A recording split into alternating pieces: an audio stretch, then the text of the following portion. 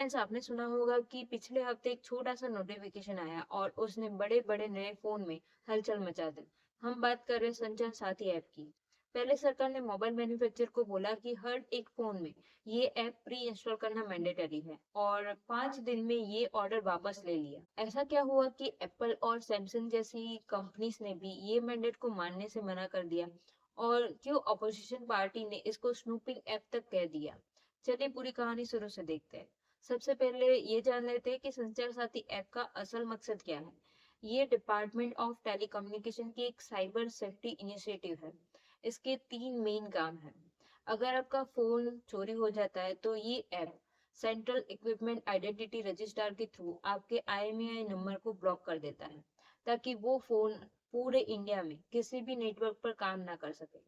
इससे चोरी के केस में मदद मिलती है। सेकंड, आप देख सकते हो कि आपके आधार या ID पर कितने सिम कार्ड रजिस्टर है।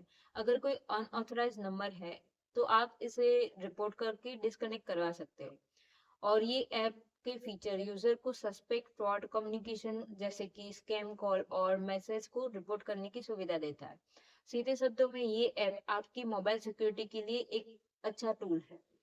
तो फ्रेंड्स, सारी कंट्रोवर्सी स्टार्ट हुई नवंबर 2025 को। डॉट ने एक ऑर्डर जारी किया जिसमें सभी स्मार्टफोन मेकर, चाहे वो डोमेस्टिक हो या ग्लोबल, उन्हें 90 दिन के अंदर नए डिवाइस में संचार साथी ऐप को प्री इंस्टॉल करना जरूरी था।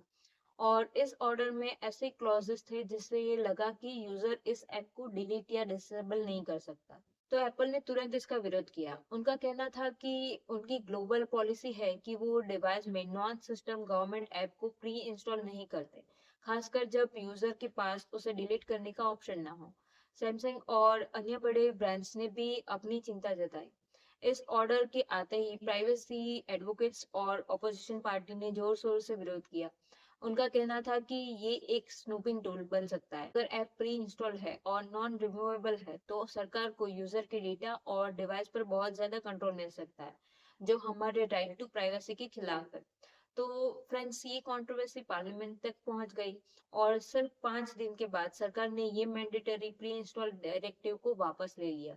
गवर्नमेंट ने ऑफिशियल स्टेटमेंट में कहा कि ये मैंडेट इसीलिए वापस लिया जा रहा है क्योंकि संचार साथी की इंक्रीजिंगली एक्सेप्टेंस हो रही है। उन्होंने बताया कि ऐप को अब तक ज्यादा डाउनलोड मिल चुके हैं और सिर्फ एक दिन में 6 लाख नए यूजर ने डाउनलोड किया है। इसीलिए मैन्युफैक्चर पर लोड डालना जरूरी नहीं है। ये ऐप वॉलेंटियर रहेगा। कम्युनिकेशन मिनिस्टर पार्लियामेंट में ये भी कहा कि स्नूपिंग ना ही हो पॉसिबल है एंड ना ही होगा। उन्होंने ये भी कंफर्म किया कि ऐप ऑप्शनल है और यूजर जब चाहे उसे डिलीट कर सकते हैं। सो फ्रेंड्स, ये एक mix of victory and confusion है। विक्टोरी इसीलिए कि पब्लिक प्रेशर, इंडस्ट्री रेजिस्टेंस और प्राइवेसी कंसर्न के चलते सरकार को अपना बड़ा ऑर्डर वापस लेना पड़ा। ये राइट टू प्राइवेसी के लिए बड़ी जीत है। लेकिन इसका नेगेटिव साइड ये भी है कि संचार साथी एक अच्छा साइबर सेफ्टी टूल है। इस कंट्रोवर्सी के कारण शायद वो लोग जिन्हें इसकी सबसे ज्यादा जरूरत है, जो साइबर फ्रॉड के बारे में कम जानते हैं, अब इसको डाउनलोड करने से डर रहे हैं। आप इस ऐप के फीचर्स के लिए इसका वेब पोर्टल यूज कर सकते हैं या वॉलंटरी डाउनलोड कर सकते हैं, ये जानते हुए कि अब ये ऑप्शनल है। आपके पास डिलीट करने का फुल कंट्रोल है। आपका क्या ओपिनियन है? क्या ये प्राइवेसी के लिए सही फैसला हुआ या हमने एक अच्छे सेफ्टी टूल को कंट्रोवर्शियल बना दिया? कमेंट करके जरूर बताना।